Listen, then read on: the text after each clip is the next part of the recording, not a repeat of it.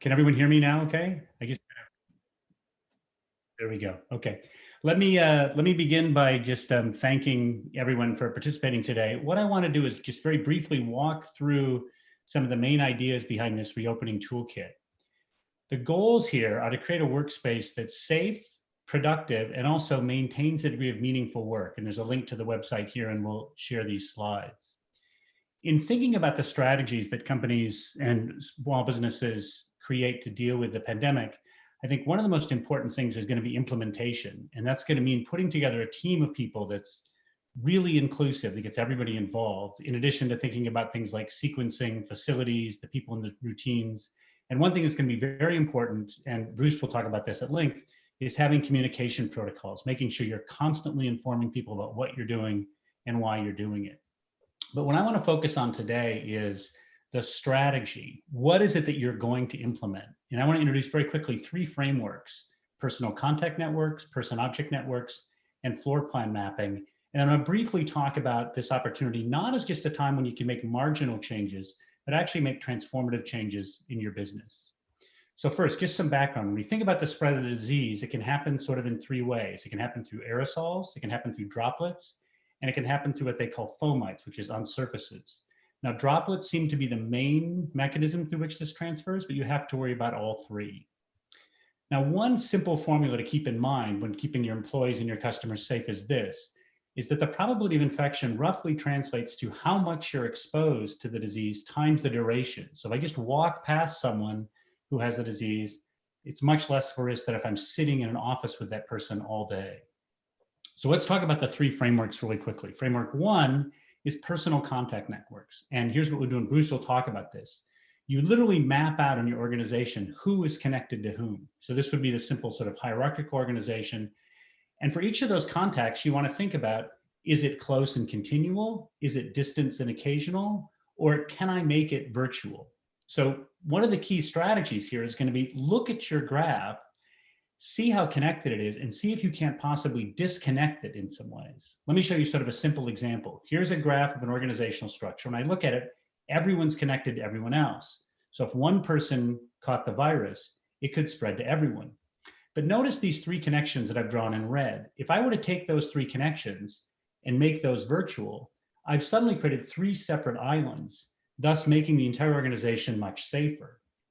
Now, another strategy to think about, when you think about those three islands, you could ask, is any of those crucial for team performance? And let's suppose this one at the bottom, this C, is really crucial. Well, what I might want to do is create an alternative team that I've labeled A, right? That enables me to sort of, if something does happen to team C, I can plug in team A and continue to function. So not only do you want to sort of try and silo out groups of people for safety, you want to think about which ones of those are absolutely crucial for your organization to continue to function.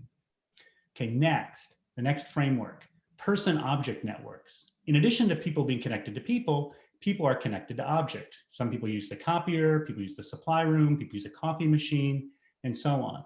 So what you can do is you can ask people, which facilities, which rooms, which objects do you use? And then from that, you can construct a network of person A is connected to person B because both of them use the copier and both of them use the supply room. Once I've got this person-object-person network, I can do the same thing I did with the person network. I can try and remove objects to disconnect the graph. So in this case, the whiteboard was something that a lot of people use. And if I go back to my graph and I wipe out the whiteboard, maybe by putting whiteboards in individual people's offices or using something software like Slack, I suddenly disconnect that person-object-person network. So by getting rid of one object, I've suddenly made the entire workplace much safer. So other things that you might want to do is get rid of restroom keys, get rid of menus, right? Because lots of people are touching menus. So the next thing, think about, I've got this person-object network and I've got this person-person network, is overlay those two. And this is where systems thinking really matters. I'm a professor of complex systems at the university. I've got this person network and that's safe. I've got this person-object-person network, that's safe. When I combine the two, I end up with something that's not that safe because it's fully connected. So not only do you want to use each tool individually, you want to use them in pairs. Last framework, floor plan mapping. And this is really straightforward. Just draw the floor plan of your office and then think, who's close to whom. So this is a map of a call center in Korea, and the people in blue are people who got sick. And this is a common thing you see when people are sort of, contact tracing the spread of the disease. You'll see entire rooms of people who are sitting close who all catch the disease. So there's a simple strategy here, and Bruce can talk about this as well. 6 feet your floor. Literally make sure everybody's, not to put on these funny hats, but make sure everybody's 6 feet apart. So here's a really nice map from the Newmark Knight Frank. And what they've done is this room used to hold 161 people. By spacing people 6 feet apart, now it holds 104, but it's a much safer space. Another thing you want to do is you want to heat map your floor, right? So here's that same office, and you can think about customers and employees walking through and ask, are there high-risk rooms? Are there high-risk intersections? Where are the places where people are hanging out? And then ask, what's the ventilation like in those places, right? Because you want to really have airflow in those situations, in those locations, so that the office is safe. Okay, very quickly then, to sort of like put a final bow on this, the last thing we want to think about is these changes you can think of as kind of marginal structural things, which is kind of in some sense putting virtual lipstick on a physical pig. But you can also think about structurally trying to change your organization in a way that's transformative. Let me give a very simple example. I teach at the University of Michigan. Sometimes I go to Michigan State or Stanford or Wayne State and I give seminars. So what these little networks represent are the physical seminars. So I'm at Michigan State giving a seminar, I'm at Michigan giving a seminar. We're all meeting in the physical world. A marginal change is to say, well, let's now have these seminars virtually, which is something that we all do, such as this seminar. But here's then the transformative idea. Why just have a Michigan seminar? If Stanford seminars were interesting to me or Wayne State seminars were interesting to me, why don't I go to those seminars? So suddenly, once things are virtual, it opens up a whole new set of possibilities.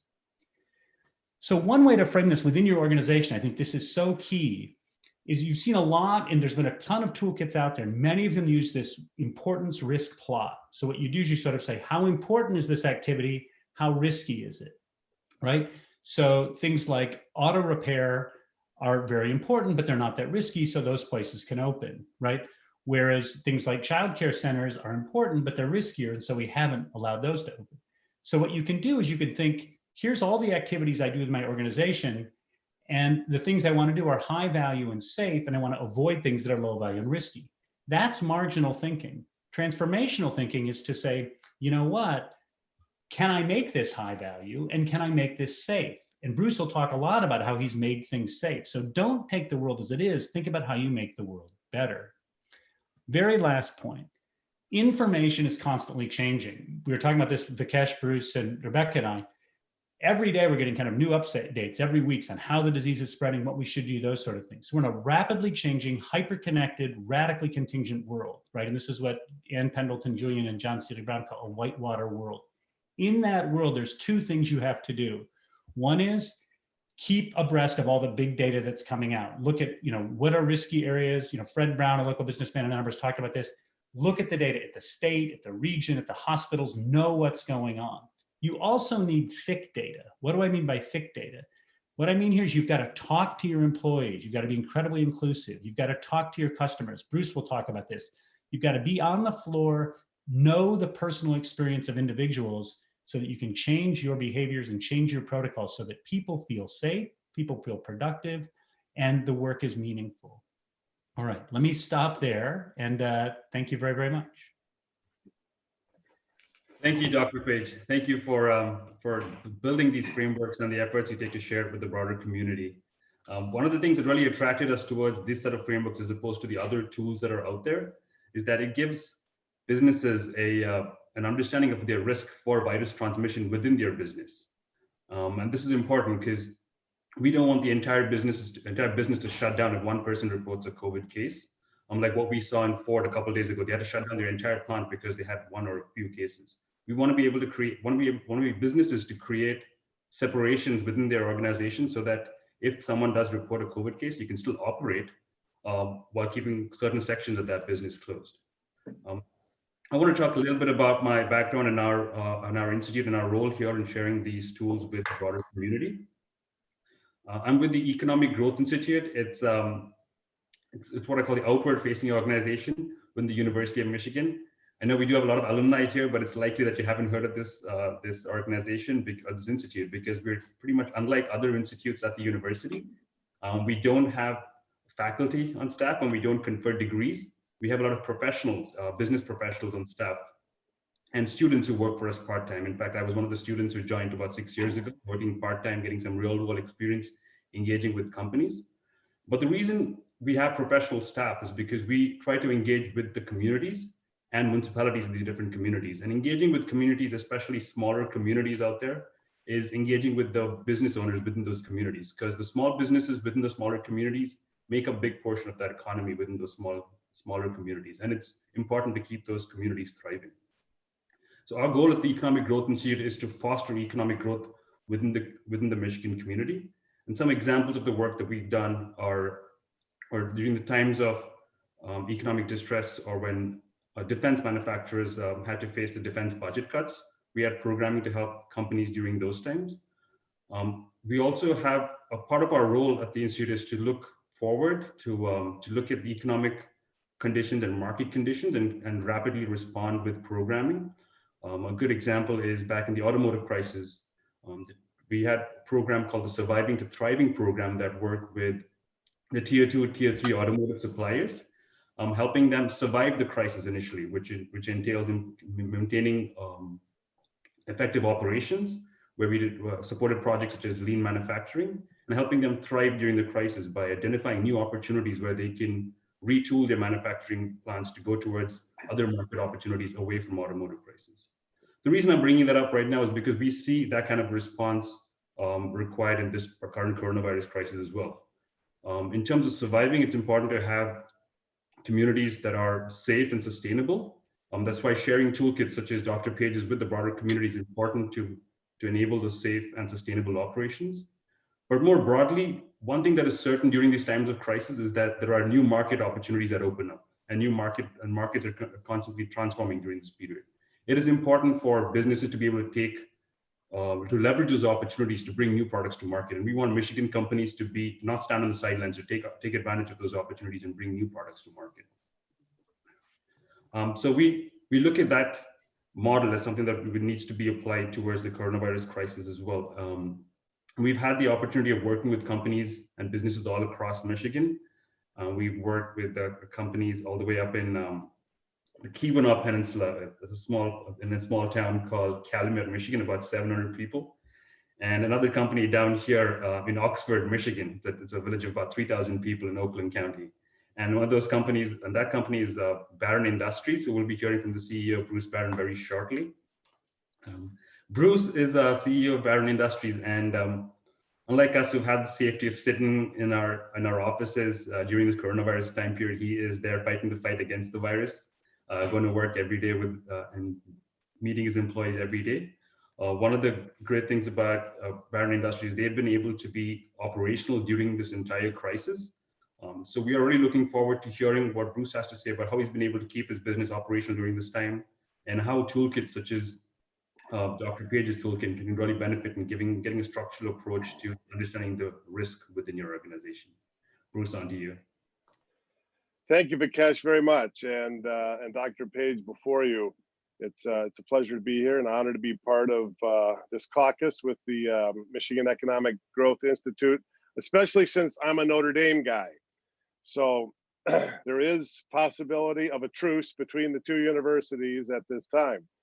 But in any event, what's been very interesting is that when all of this came down with the virus, and before even the lockdown by the governor, it became apparent that we needed to do some things to keep the workforce safe. And so in early March, we instituted some of the things that became protocol in the future.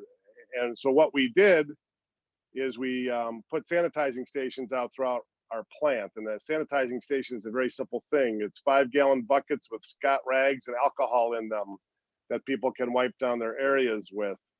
And exactly when we're doing this, the governor locked things down. And while it seemed to be a harmless thing that we started to do that people thought was a nice thing, all of a sudden there was, a lot of anxiety in the plant, because we had to put information out that they're still required to come to work, that we are an essential business. We're a defense contractor, aerospace contractor. And information changed every day. And so we had about 24-hour period to understand how to try to control the anxiety of the workforce. And what you find is that people know what I might be able to know as soon as I know it. So with all this instant communication, they're coming to me and saying, "Did you hear this? Did you hear what the governor said about that? What are you doing about this?" And it's like, holy cow, it's just coming rapid fire. And so I was putting out information to my workforce almost daily and to my customers every couple of days. And we eventually settled in on sanitizing stations, hand sanitizing stations. We had PPE. We were fortunate. We had N95 masks, of which we shipped a bunch to different places, hospitals that needed them, and just kept ourselves down to a minimal supply. And we instituted that 6-foot rule. You know, they produced the tape that you can put down on the ground that, you know, indicates 6 feet, whether it's in reception, somebody's office, out on the plant floor. And we looked at our layout to make sure that the workspaces were at least 6 feet apart. But this is happening in about a 5-day period. We went from having none of that to implementing all of it. And it became apparent that what was actually most important was getting out on the floor, as Vikesh said, with the people. And I'm not the business owner that is typically in before 5 a.m. every morning, because I'm usually staying late in the evening. But by day 2 of the lockdown, I determined I needed to be in before 5 a.m. every morning, greeting everybody as they came in. We're taking temperatures, screening every employee. But I wanted to be there to see them, talk to them for a minute, see how they're doing. We have 80 employees. I spend the first hour and a half of every morning in the plant, and then another hour in the afternoon. I found that enables you as the business owner to kind of control the narrative, let them know that you're on top of it, that it's okay. We're nobody's going to die, or it's very unlikely, and just have the opportunity to share some of the statistics about the virus, about how it's transmitted, about what we know, provide some clarity on the information. And so, you know, if you fast forward about 7 weeks now to today, things are calm. I mean, we've had about 10 folks with virus symptoms that were either didn't come to work or told to go home. They were all tested and all tested negative. So, you know, knock on wood, so far we don't have any of the virus hasn't made it into the company. And we are in Oakland County, which is a hotspot in the state. And so far, so good. But I certainly can't expect that even with those best practices, that it's not going to happen where someone's going to get the virus.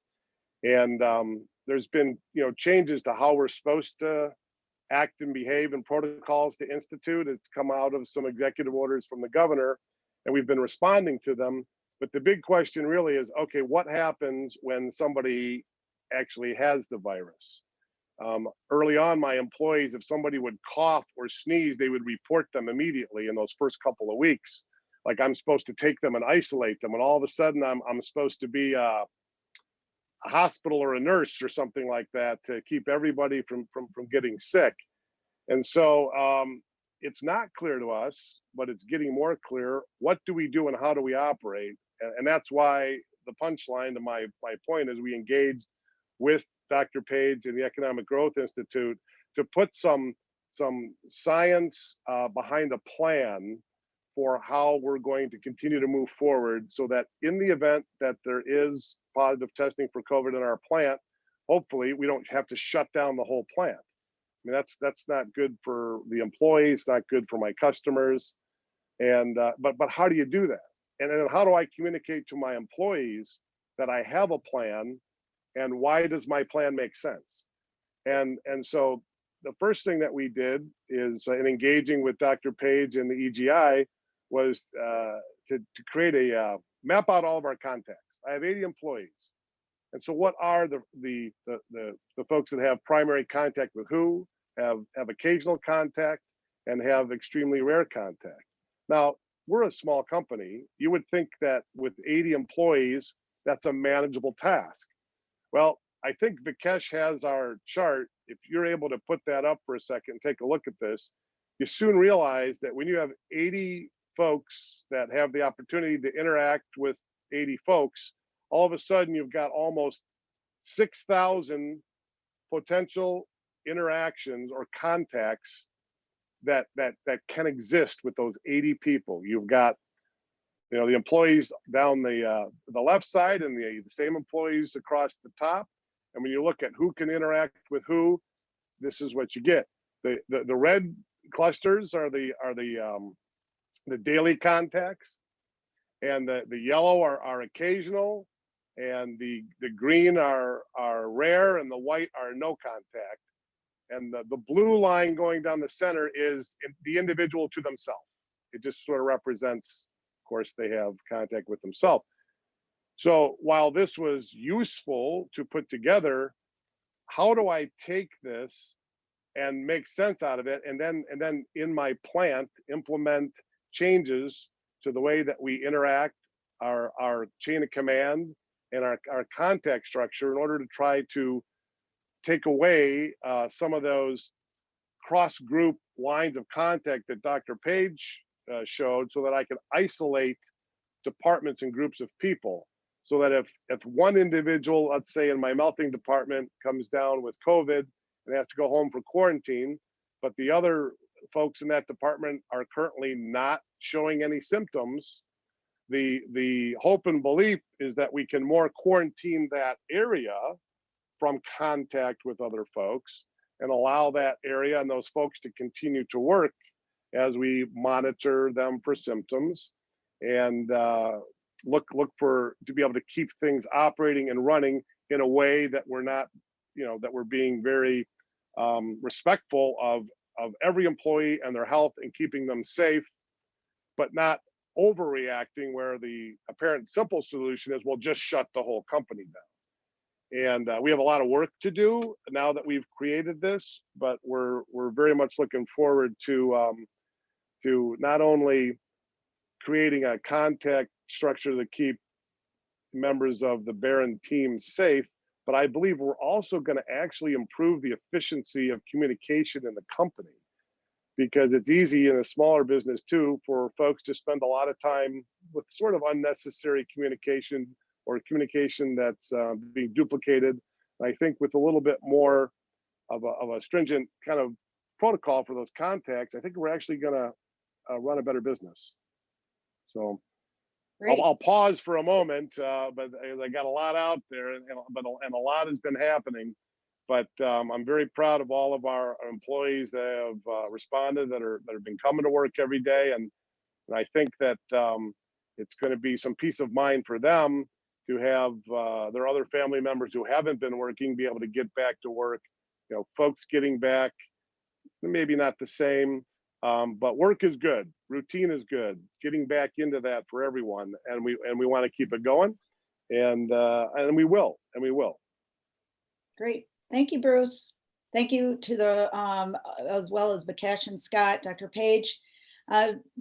We are going to probably move to our question and answers right now. We had a few questions that were asked in advance. We'll try to get to as many as we can.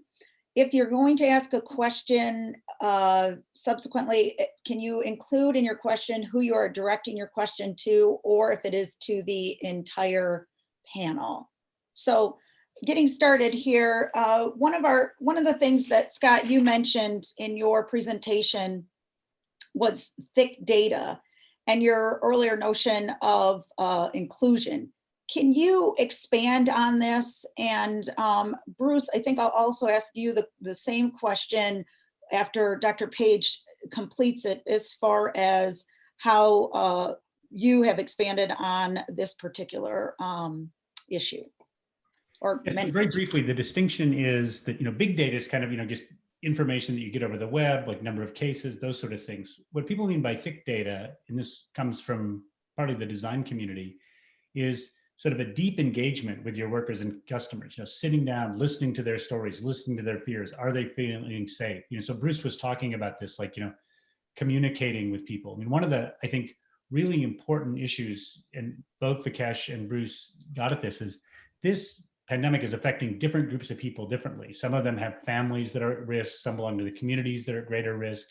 And understanding where people are coming from, where the employees are coming from, and how you can make them feel safe and how you can make them feel productive is going to be key. I mean, Bruce talked about this, like early on, not as many people are coming to work. How do you make a workplace where everybody feels safe? So it's not just a matter of sort of like implementing the plan and looking at the data. It's also a matter of really taking a moment to understand the concerns, fears, goals, desires, ideas, and improving, as Bruce mentioned, using this as an opportunity to improve communication within your organization. Yeah, I mean, I can add only a little bit to that, is that you start to feel like a psychologist. And you realize that everyone is different in their ability to sort of handle the pandemic.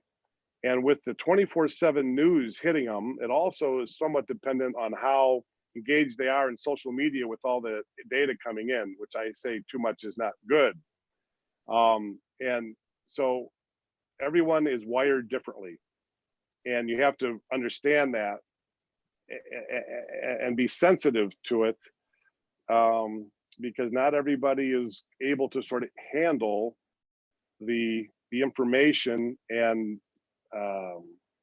sequence it and compartmentalize it and deal with it. It can become all consuming to folks, where that's all they can think about, and doesn't make them productive in the workforce. And but if you don't address it with them, which is the communication, you got to find an in with the individuals. This HR extremely important in every business, and in a small business where you don't necessarily have a deep HR many people filling an HR function. So someone has to take the lead to do what you said. You got to listen to what are their fears, and then try to indicate how the company is addressing them. And you probably repeat yourself frequently, but you've got to reassure everyone in their own way, and I was kind of amazed at, a lot of stereotypes break down when this happens, because if you get the whole male female thing going, you think that you got the macho guys, I'm coming to work and this is okay, it's not a big deal. And then maybe some of the women are a little more sensitive to it. Let me tell you, it kind of all goes away when it really comes down to thoughts of life and death, and there's really kind of no gender borders to who has a lot more anxiety over it. And I use this term, not in a terrible way, but I did say when this all came out that this is like an HR nightmare, and especially for a small business, because you have to do things you never had to do before. And we learned a lot. So okay, thanks, Bruce. better now. So I wanted to draw attention. We are joined by Senator Mallory McMorrow. Mallory is the senator from the 13th district in Oakland County. She has a question, and she has a shout out to Bruce that she is a fellow Notre Dame grad. Go Irish. I'm only reading right. We're getting in trouble here. Reading. Many small businesses are looking at opening soon and don't have the scale that a business like possibly Barron Industries has. What advice would you give them for creating their own plans, processes on a smaller scale? And I actually think that that's probably a good question for the full panel.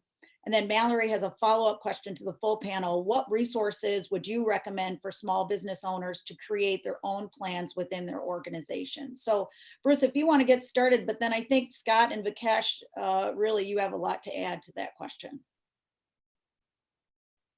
That's a good one. I think that would be on the mind of every business owner.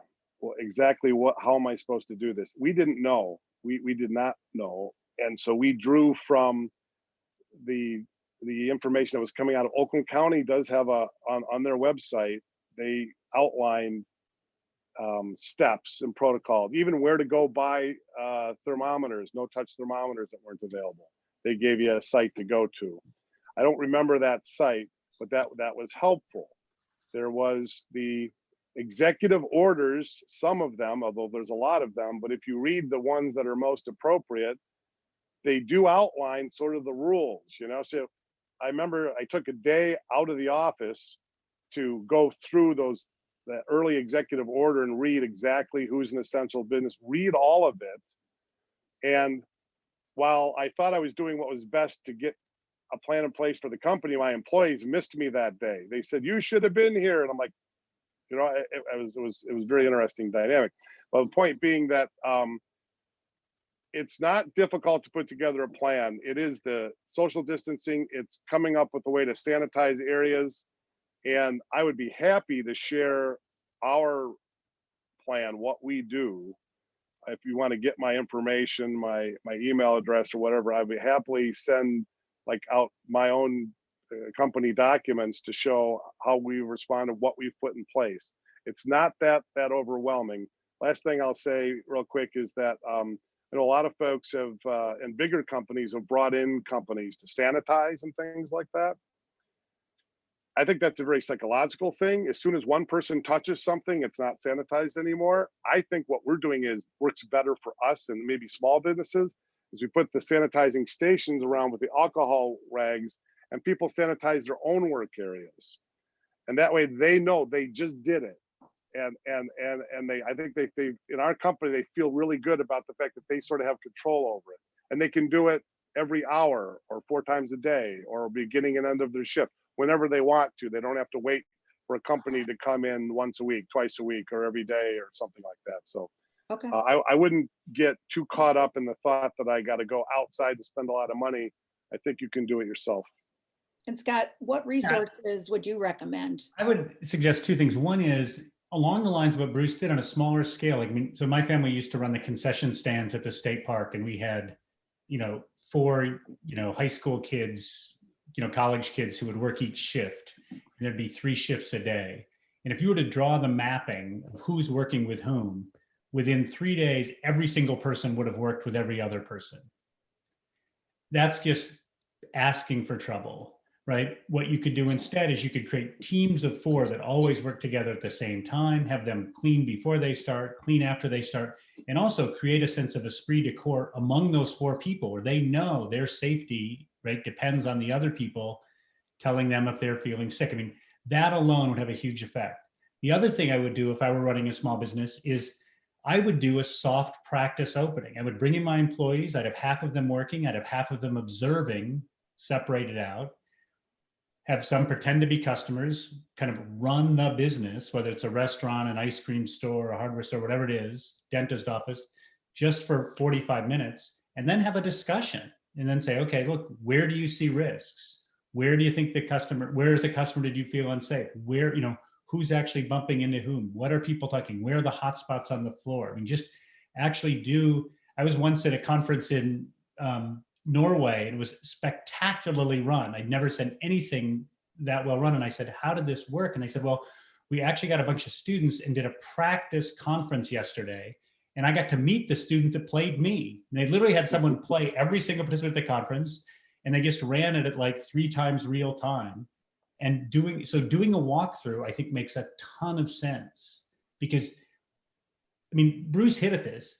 There are 500, 800-page reports or 80-page reports on this. You can't expect your employees to read that. But what you can expect them to do is develop new routines and protocols and behaviors that make the workplace safe. Vikesh, I'll add on to that question, because I think, I will not shamelessly promote Scott's guides online. For those of you that did not click on the link on the invitation for today's Wolverine Caucus, there was a link to Scott's guide that he has put together, which was a compilation of various experts around the world on how to address this. But Vikesh, from the Economic Growth Institute standpoint, answering Senator McMorrow's question, what resources does the Economic Growth Institute have for small and medium-sized businesses, and how do you see your engagement, the entire Institute's engagement on behalf of the University of Michigan, working with small and medium-sized businesses? Absolutely, and I'll add a little additional flavor to this same question as well. So I was at the Institute, I was tasked with a kind of passing through the information that's coming regarding the different toolkits, the different ways of doing it. And like any business owner out there, if once you start looking for information, there's too much information out there. There are too many resources from different organizations, county level, state level, big companies, like Lear put out their toolkit first. But one thing we need to understand is that it's different for each type of business. As Dr. Page showed in his graph there, like a restaurant, for example, has more random people coming in as opposed to a manufacturing plant where it's the same 60 people, like Bruce's business, where it's the same 60 people interacting with each other. So as Dr. Page mentioned, giving the tools for the business owner to kind of understand what are the transmission networks within your organization, and then what objects you should be looking at, where there can be transmission between customers and your company, or if it or customer facing portals within your organization. So giving those kind of tools to the small business for them to understand what are their risks will kind of create the foundation for them to then create a tailored plan for that business. It's going to require effort from the individual business themselves too. It should not be all just telling a business what to do, but more for business discovering for themselves what are their individual risks. And that's why in terms of the Economic Growth Institute, we want to share with the broader community the basic set of frameworks for how that Dr. Page has shared for how this virus transmits across objects, across people. And then with these frameworks, the small business can take their own set of steps to institute protections against virus transmission in their organization. Okay, great. I noticed one of our participants, and I actually noticed a few others, is Mary Bolkema. Mary is the treasurer for the county in Kalamazoo County. Scott, how, from your perspective, and also Vikesh, maybe you have a little bit to add on this, from a government entity standpoint, your government is charged with delivering services very similar to possibly a smaller, medium-sized businesses, and really those services are essential to life as we know it, I guess I would say. And so what are some of the added risks, and then how can possibly governmental entities either utilize your guide to mitigate some of those risks?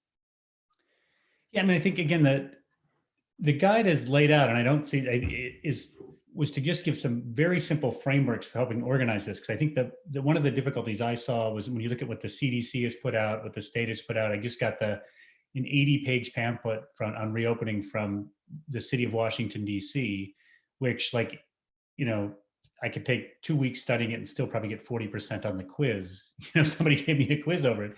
Is to just say, let's have some conceptual frameworks that people can understand. One is, who am I actually in close physical contact to, and can I make those happen outside as opposed to inside, right? Can I make the distance further, right? What needs to be done for other reasons of safety, right? Those sorts of things. The second framework is to ask, are there spaces or are there things that a bunch of us are touching that we're just kind of asking for it that maybe we're not aware of? And that's easily done. It's just by, you know, having people sort of write down what they touch and where they go. And the other thing is really think deeply about, you know, where people are physically located. Because again, if you go back to this Aaron Brumbridge equation, that, like, you know, the probability of catching it is the sort of the amount of it you're getting times the duration. You just don't want to be sitting in places, you know, near people for long periods of time who could possibly give you the disease. Because like we see this, like the choir practice, we see this from the call center in Korea. And one of the things that I'm fascinated by, and I don't think anybody has the answers, we just seem to be a lot of cases where all of a sudden like 50 people got it here, 30 people got it here, 40 people got it from one person. I mean, we don't know. It could be that there's, you know, certain sub-strains of it that are highly infected. So if I'm a state employee, I want to do the same thing that Bruce did. I want to sit down and think, who absolutely has to be in close contact, and how do I make those, you know, wear masks, stay safe, but how do I minimize, you know, having this fully connected graph? How do I also make sure that there aren't things that people are all touching that aren't being wiped down? And I think one of Bruce's brilliant ideas is giving people ownership over their own space. If you look at your whole floor and have, you know, almost like we do in the state with the roadways, like each person is responsible, people volunteer to be responsible for segments of the roadways. Same thing should be true of the spaces in which government people work. Somebody should be responsible for making that clear. And what Bruce has done, which is brilliant, is if it's my space, I'm going to keep it clean. Okay. Vikesh, anything to add? I would just be interested if EG and you don't work with many local governments, but you know, I would say that the companies that you work with probably utilize services, local government services and that type of thing. Is there any kind of synergy there, or just curious? Yep. So we try to facilitate the connections between the local governments and their businesses too, because there are often times when we directly engage with businesses. And we try to make that connection with that local business and that community in case it hasn't already been made. Okay. Okay. So one of the questions that keeps coming up, and I'm going to probably combine a couple of questions here, so bear with me here. And this is probably for Scott mostly. The suggestion of 2 weeks ago, we had Dr. Neitzel from the School of Public Health, and Dr. Neitzel analyzes from a public health perspective the various different types of organizations and their risk levels. And one of the highest risk levels, of course, was K-12 populations. And then the next highest, and that's what we're all living through and dealing with, are dormitories, resident halls, and higher education. Do you, from a larger university standpoint, we may manage it in one way. What are some kind of ways that you're hearing how K-12, how higher education will start to manage this tracking everyday contact, keeping track,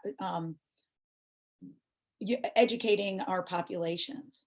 Yeah, the school thing is going to be hard. Like the very primitive disease models assume random mixing, which assumes that, you know, any person is equally likely to bump into any other person.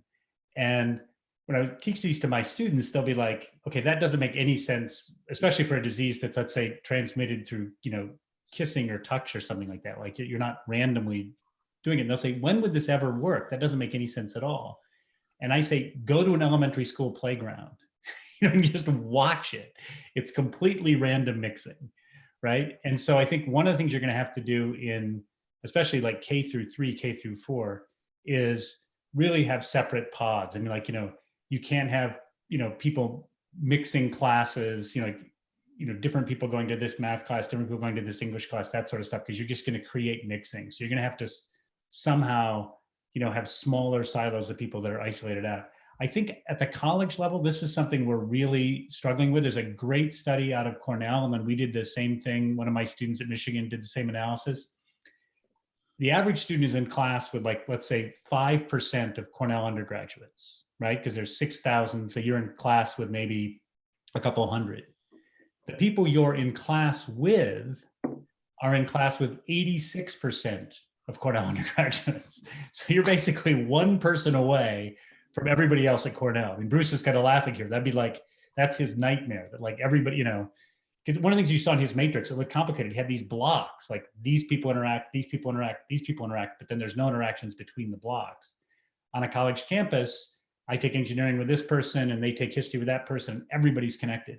So one thing that universities are trying to think about doing, and high schools may want to try and think about doing, is much more of a cohort model where, you know, I'm going to take 4 classes, but they're going to be with the same 60 people, or with the subset of the same 200 people, because otherwise you get this just massive explosion, right? But the other thing I would say is, like, you know, if you go to U of M hospital, where people are roaming around all over the place, you know, and everybody's wearing masks, everybody's washing their hands, they're wiping things down. As far as I know, they've had no cases, or maybe one case of transmission within their staff.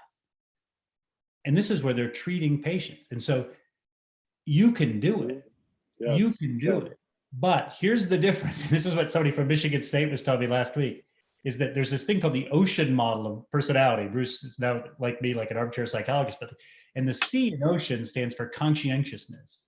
You don't get to medical school without a pretty freaking high C, right? You gotta pass the MCATs, pass, you know, some pretty tough classes. Your basic third grader, your basic college student may not have that same level of conscientiousness, right? I think that's going to be the challenge here, right? I think I've run into a few of those at the grocery store. Yes, yes, yeah. There's probably a lot of parents out there just going like, yeah, I could just classify my kids on the C dimension right now, right? Correct, correct.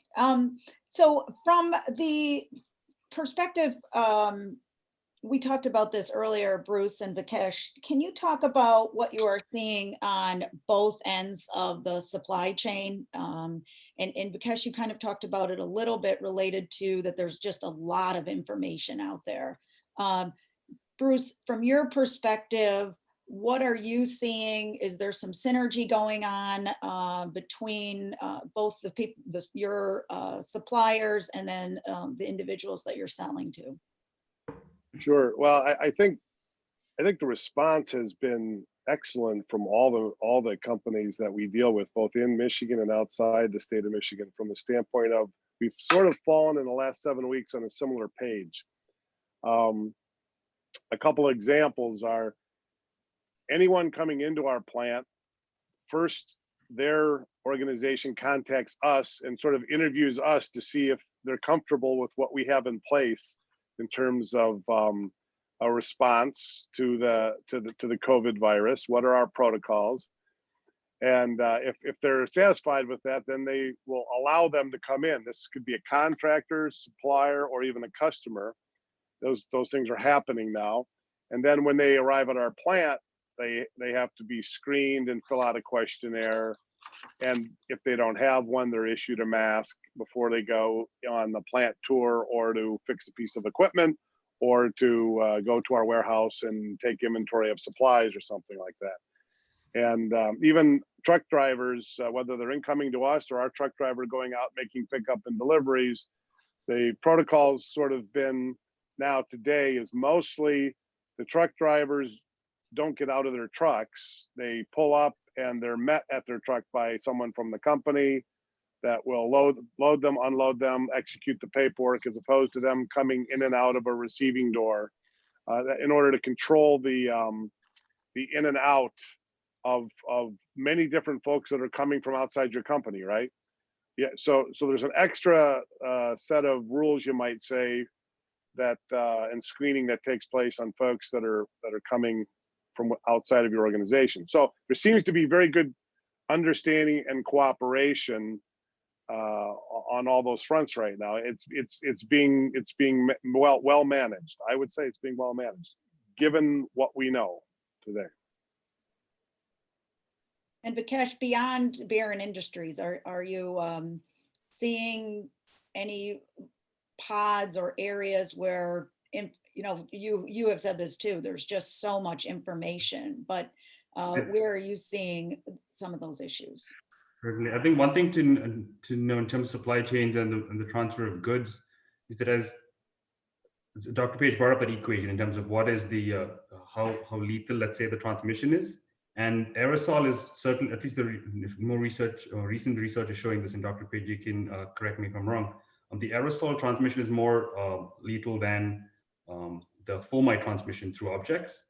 So I think the level of panic does not need to be as high for transfer of goods through the supply chain, as opposed to face-to-face interactions. So I think having that, being calm regarding that in terms of that it's a less risky endeavor in terms of moving goods across the supply chain. I think that's important to have. And as Bruce mentioned, they're already taking precaution that is being well managed by different organizations that play different parts of the supply chain to kind of maintain their customer satisfaction as well. Okay. I'll just add another thing that's missing a little bit is what do you do? Not what do you do, but psychologically, it's hard for folks to get around the fact that, okay, here's someone who's had COVID. They had it. They tested positive for antibodies. They've tested positive for another antibody that says they've actually been re-exposed to it the last 2 or 3 weeks, but they're negative on their nasal swab. So they had it. They've even been exposed. They don't have it now. Suddenly that person is like branded as like, don't touch that person. and maybe they're the most safest person around. And we don't know this yet. So the uncertainty about is there immunity or isn't there immunity?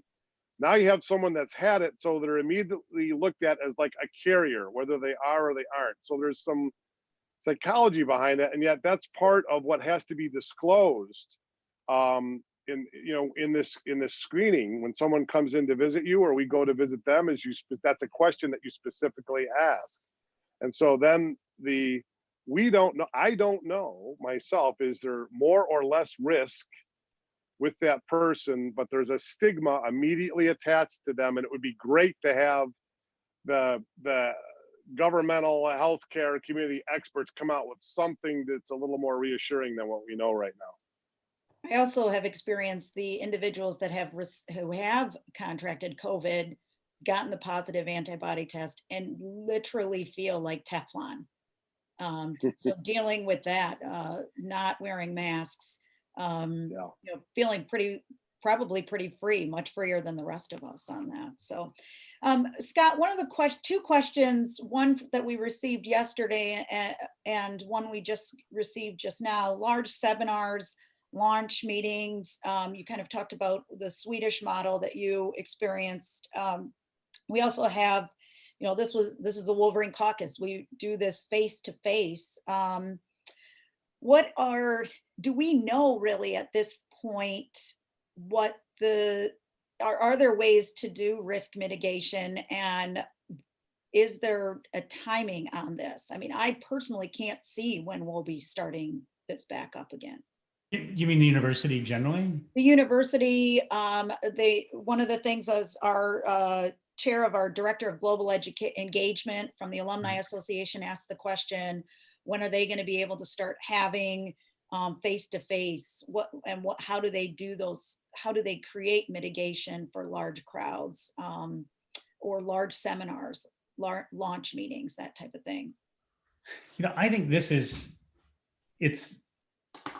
a really tough question, and the science just isn't there yet. And in some ways, it's been a little bit frustrating. So the question is, like, if I were to go, I go give a lot of public talks. If I were to go give a talk to, recently, like at the CIA, and there's 300 people in the room, is it safe if the room has 300 people but everybody's wearing masks? Is it safe if there's 100 people and they're sitting in every third seat and everybody's got a mask? I think these are questions we don't know.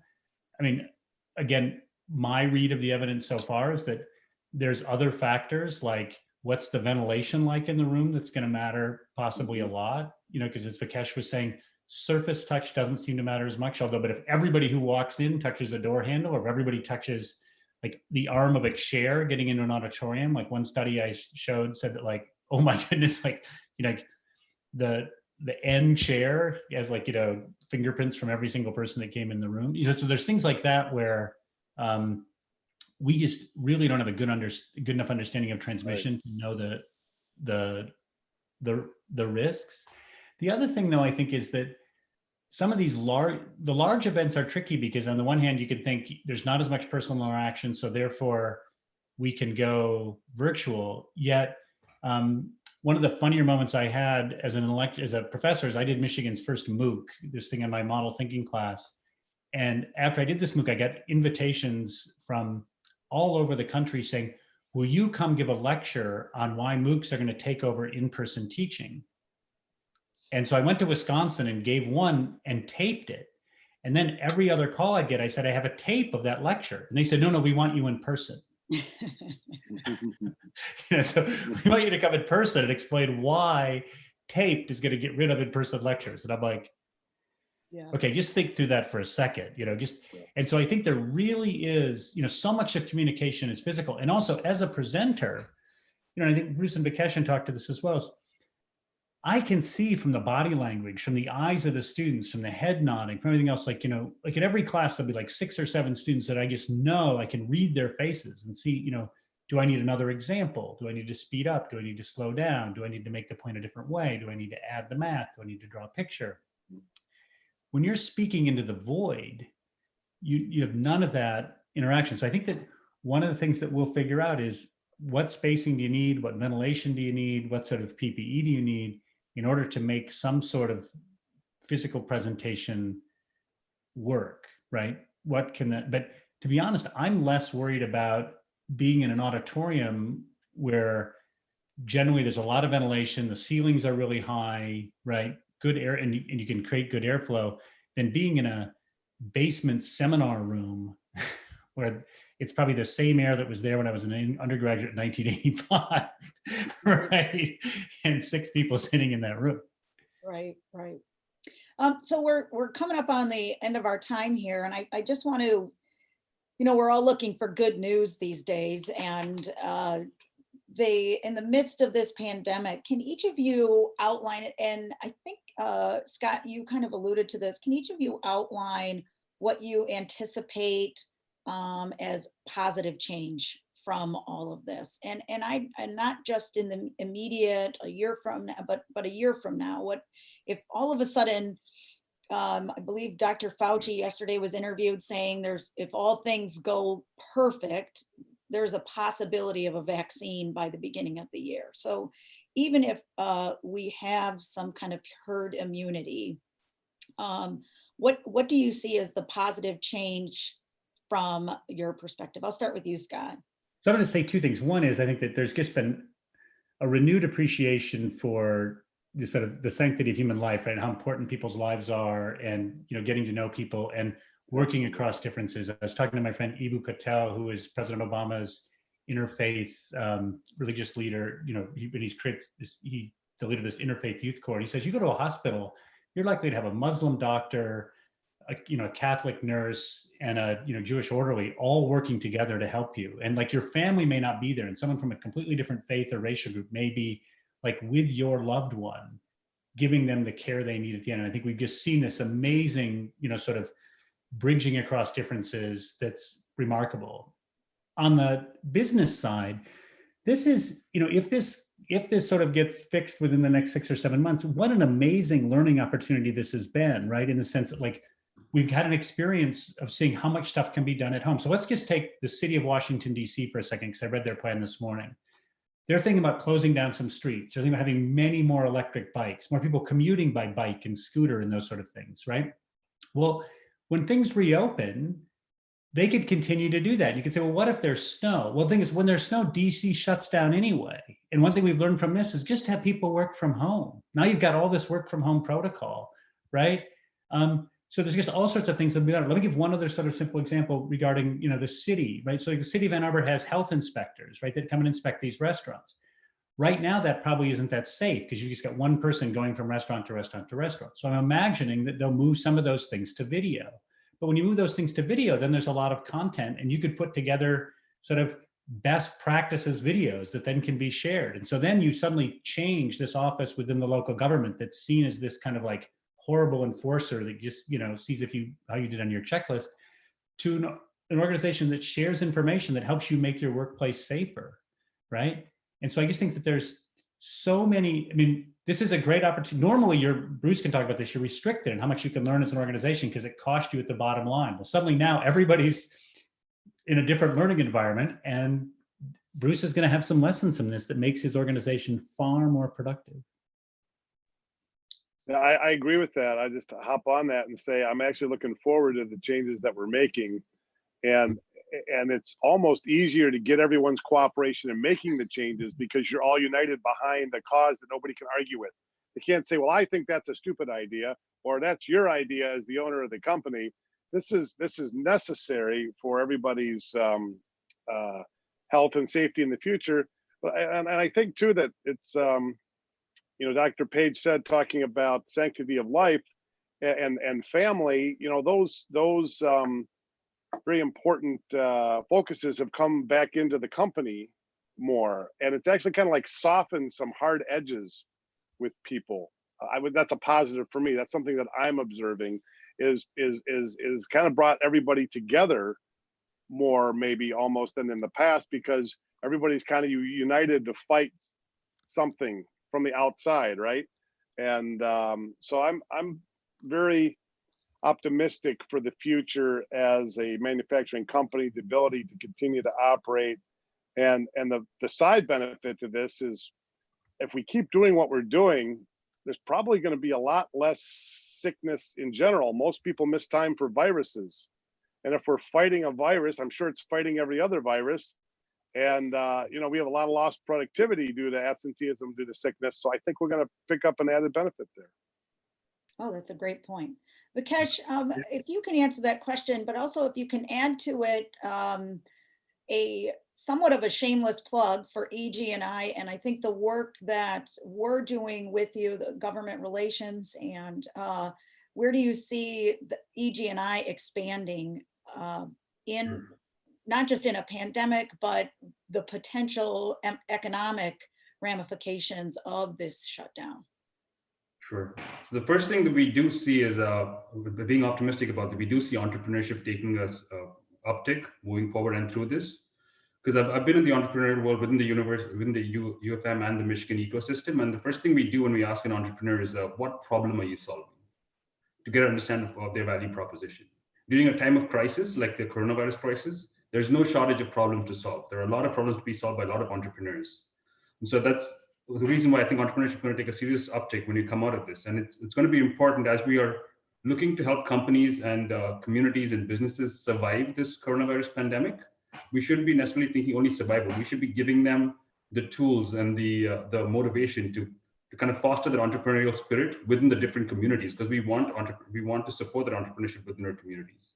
So from the Economic Growth Institute perspective, our assistance programs during the different times of distress kind of take that approach to it, surviving to thriving. We have business assistance programs, as Bruce can tell you. We work with Bruce too, to help market his company when they're going through times of stress, and that kind of position their company in a better place to take advantage of opportunities in new markets, moving from the defense sector towards aerospace sector in his case. So those are the kind of thinking that we want to kind of impart through these programs. So don't just think in kind of helping your communities get through the virus, but also think of how you can thrive and come out of this with the right spirit.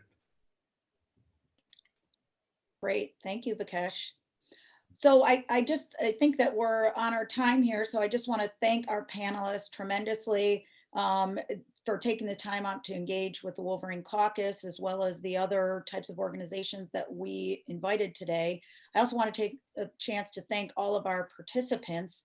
If you are interested in sharing this presentation, it will be posted to the university's public engagement page, which I believe is up on your screen.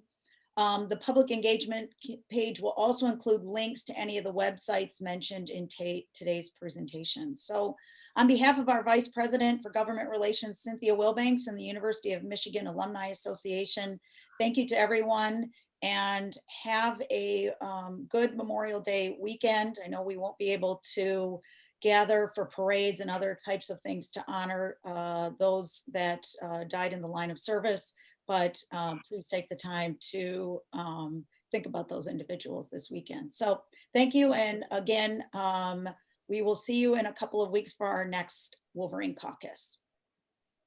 Thank you, Rebecca. Thank you. Have a good one. Thank you. Rebecca. Thanks.